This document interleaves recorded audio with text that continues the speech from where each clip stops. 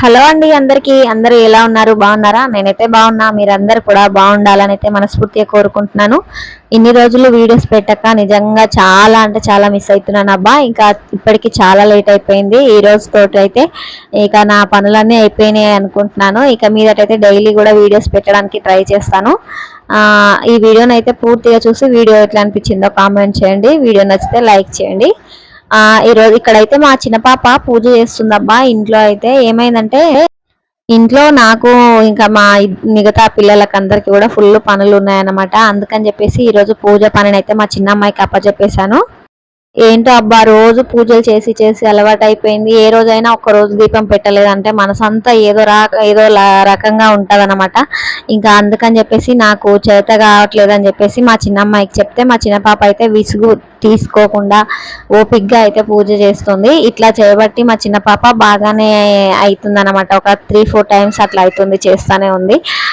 కొంచెం మా చిన్నమ్మాయికి దేవుడి పూజలు అన్నా దేవుడు అన్నా కూడా కొంచెం భక్తి ఎక్కువే, ఇంట్రెస్ట్ కూడా ఎక్కువే అనమాట.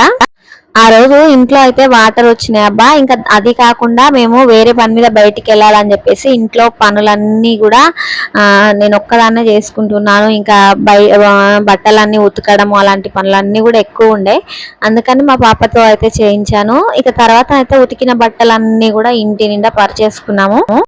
ఇక్కడ చూడండి ఎంత చెత్త చెత్తగా ఉందో మా ఇంట్లో సామాన్లు బట్టలు అన్నీ కూడా. ఇవన్నీ కూడా మేము ఒక దగ్గరికి వెళ్ళడానికి అని చెప్పేసి ఇట్లా అయితే పరిచేసుకున్నాము. ఎవరివి వాళ్ళకి సర్ది పెట్టాలంటే కొంచెం కష్టమే కదా. ఇంట్లో అయితే చిన్నపిల్లలు ఉన్నారంటే వాళ్ళ లగేజ్లు ఎవరి వాళ్ళకి పెట్టకపోతే కొంచెం కష్టం అవుతుంది. అది ఎందుకు అంటే మా పిల్లలైతే హాస్టల్కి వెళ్ళే టైం వచ్చేసింది కదా. ఇంకా హాస్టల్కి వెళ్ళాలంటే ఎవరి వాళ్ళ ఖచ్చితంగా ఉండాలి.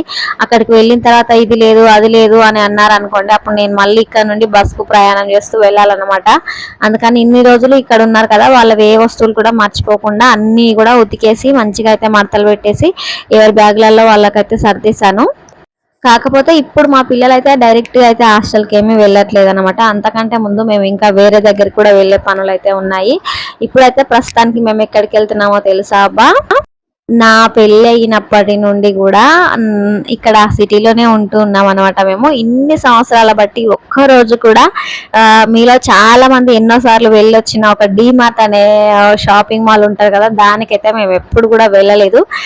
అది ఈ రోజు ఇన్ని రోజులకి కుదురుతుంది అని మాకైతే అస్సలు ఎట్లా ఉందంటే అట్లా ఉంది ఎక్సైట్మెంట్. మేము కూడా చూస్తాం కదా డీమార్ట్ అనేది ఎట్లుంటది ఏంటి, అందులో సామాన్లు ఏముంటాయి, ఎక్కడ ఏవేవి తీసుకోగలుగుతాము, మా లాంటి మిడిల్ క్లాస్ వాళ్ళకి అది సాధ్యమా కాదా అనేది అయితే ఒక పెద్ద కోరికలాగా ఉండేది. ఇంకా దానికోసం అని చెప్పేసి మా ఆయనతోటి ఒక చిన్నపాటి యుద్ధమే జరిగింది అబ్బా. మాకు మా పిల్లలకి మా ఆయనతోటి ఈ రోజు తీసుకెళ్తావా ఆ రోజు తీసుకెళ్తావా, డీమార్ట్కి తీసుకెళ్తావా లేదా, అసలు మాకు చూపిస్తావా లేదా అని చెప్పేసి మా పిల్లలు నేను మా ఆయనతో ఒకటే గొడవ పడుతూ ఉన్నాం. ఇంకా అయితే మా ఆయన సరే ఈ రోజు తీసుకెళ్తా, రేపు తీసుకెళ్తా, ఇంకో 2 రోజులకు తీసుకెళ్తా అని చెప్పేసి ఈ రోజుకి మా ఆయన అయితే డీమార్ట్కి తీసుకెళ్తున్నాడు. నిజంగా చెప్తే నమ్మరు కానీ మిడిల్ క్లాస్ వాళ్ళకి చిన్న చిన్న విషయాలు కూడా ఎంతో పెద్ద తీరని కోరికల్లాగా ఉండిపోతాయి అబ్బా. నిజంగా చెప్పాలంటే ఇన్ని రోజులకి నిజంగా నా పెళ్ళి 15-17 సంవత్సరాలుగా వస్తుంది. అప్పటి నుండి ఇప్పటి వరకు నేను వెళ్ళనే లేదు. మా పిల్లలు పుట్టేసి ఇంత పెద్దవాళ్ళు అయ్యారంటే చూడండి ఒకసారి. ఇంకా మొత్తానికి డిమార్ట్కి వెళ్ళేసి మా పిల్లలకు కావాల్సిన కొన్ని ఐటమ్స్ అయితే తెచ్చుకున్నాం అబ్బా. అవన్నీ మీరు ఇప్పుడు చూసేసేయండి.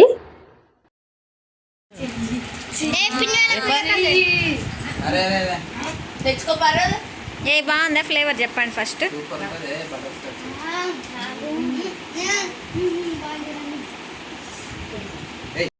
ఇలాంటివన్నీ కూడా చిన్న చిన్నవి బయట చాలా సార్లు కొనిచ్చారులేండి మా ఆయన. మొత్తానికి తినలేదు అనేది అయితే ఏం లేదు, కానీ ఇట్లా ఒక్కటేసారి పెద్ద డబ్బాతో తెచ్చుకొని పిల్లలు తిని ఎక్స్పీరియన్స్ చేయడం అంటే ఇదే ఫస్ట్ టైము.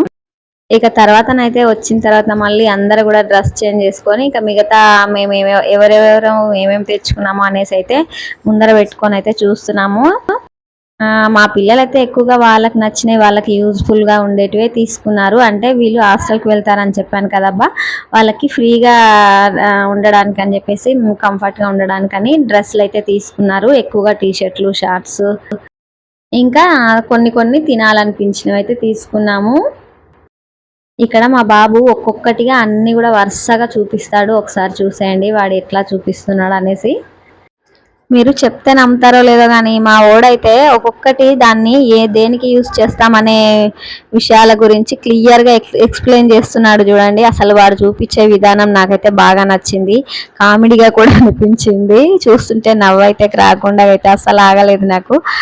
అయితే ఇంకా గిన్నెల సబ్బులు అంట్ల పీసులు ఉంటాయి కదబ్బా, అవి తోమడానికి అని చెప్పేసి ఇదిగోండి ఇది ఆయిల్ ఆయిల్లో కాల్చుకొని తినే వాటి గురించి ప్రతి ఒక్క దాని గురించి కూడా బాగా ఎక్స్ప్లెయిన్ చేసిండు.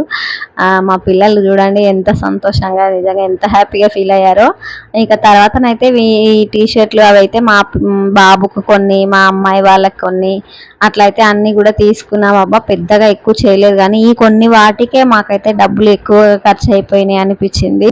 ఇక మా ఆయన కూడా అదే అన్నాడు అనమాట, నువ్వు డీమార్ట్ అంటున్నావు కానీ అక్కడికి వెళ్ళిన తర్వాత ఏవి తీసుకోలేదు, ఈ కొన్నింటికి ఇన్ని డబ్బులు అయినాయా అని ఫీల్ అవుతావు, లేదంటే ఒక 10,000 కట్ట తీసుకుపోయినా కూడా 10 నిమిషాలు అయిపోతాయి పైసలు, మనలాంటి వాళ్ళకి సెట్ కాదు అనేసి అన్నారబ్బా.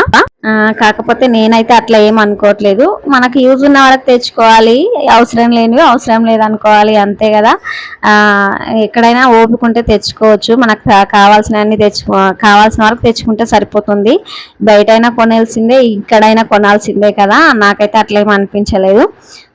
వేస్ట్ సామాన్లు అంటే ఎక్స్ట్రా ఖర్చు చేస్తే అట్లా ఫీల్ కావాలి కానీ ఎక్స్ట్రా అనవసరమైనవి అయితే ఏం తీసుకోలేదు, అన్నీ కూడా మాకు అవసరం ఉన్నాయే తీసుకున్నాము. అందుకని చెప్పేసి నాకైతే బాగానే అనిపించింది. ఇంకా ఫస్ట్ టైం అట్లా చూసి తీసుకోవడం కూడా బాగానే నచ్చింది. ఎవరికి కావాల్సినవి కూడా వాళ్ళు తీసుకోవచ్చు. డిమార్ట్ అనే దాంట్లో అయితే కొంచెం డబ్బు ఉండి ఎక్కువగా తీసుకెళ్తే మాత్రం ఎక్కువ కాస్ట్లీ ఐటమ్స్ తెచ్చుకోవచ్చు అన్నమాట. మాకైతే అంత బడ్జెట్ లేదు కాబట్టి మామూలుగా అయితే తెచ్చుకున్నాం అబ్బా, ప్రతి ఒక్కరికి కూడా అవసరమైనవి. ఇంకా మొత్తానికి మాకు తీరని కోరిక అయితే తీరిపోయింది. ఇదొకటి తీరని కోరిక అయితే ఇంకా నెక్స్ట్ ఇంకొక విషయం కూడా ఉంది, అది కూడా తీరుతుందా లేదా అని చెప్పేసి గుండెల్లో ఒకటే గుబులు. నాకు తెలిసి మా బాబు పుట్టక ముందు నుంచి ఉన్న కోరిక అనమాట అది. ఇంకా అది కూడా తీరుతుందా లేదా అని చెప్పేసి ఒక పక్కన నాకు టెన్షన్ లాగా ఉండింది ఇన్ని రోజులైతే. ఇక చూడాలి దీని తర్వాతనైతే అది ఎంతవరకు అవుతుందా ఏంటి అనే విషయాన్ని అయితే మీతో అయితే ఖచ్చితంగా షేర్ చేసుకుంటాను. ఇక ఇంతకు ముందు చూపించిన టీషర్ట్లు, షార్ట్స్, ప్లాజాలు అయితే మా పెద్ద అమ్మాయి కోసం, మా చిన్న అమ్మాయి కోసం, ఇక మా బాబు కోసం అని చెప్పేసి కొన్ని అయితే తీసుకున్నాను అబ్బా. ఇంక ఇవన్నీ కూడా నేను చూపిస్తాను రా సాయి అని చెప్తే మా వాడైతే వద్దు నేను ఆల్రెడీ అన్ని ఎక్స్ప్లెయిన్ చేసిన, నువ్వేం చూపిస్తావు ఇంకా చూపించిన తర్వాత అని చెప్పేసి వాడైతే గుంజుకుంటున్నాడు. తర్వాత వచ్చేసి వాడు వేసుకున్న షార్ట్ కూడా వాడికి అప్పుడే కొన్నదనమాట, ఇచ్చిన వెంటనే వేసుకొని చూస్తాడనమాట బాగుందా లేదా అని చెప్పేసి. ఇక్కడ చూస్తున్న ఫ్రాక్ వచ్చేసి అయితే మా చెల్లెల వాళ్ళ పాప కోసం అని తీసుకున్నాను. ఫ్రాక్ అయితే బాగుంది, రీజనబుల్ ప్రైస్ లోనే వచ్చింది అనిపించింది నాకైతే.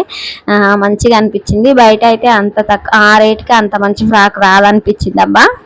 తర్వాత వచ్చేసి ఇంకా లేట్ నైట్ టైంలో అయితే నాకు వేరే వాళ్ళైతే కొంచెం గిరాకీ బట్టలు తెచ్చిచ్చిండ్రబ్బా.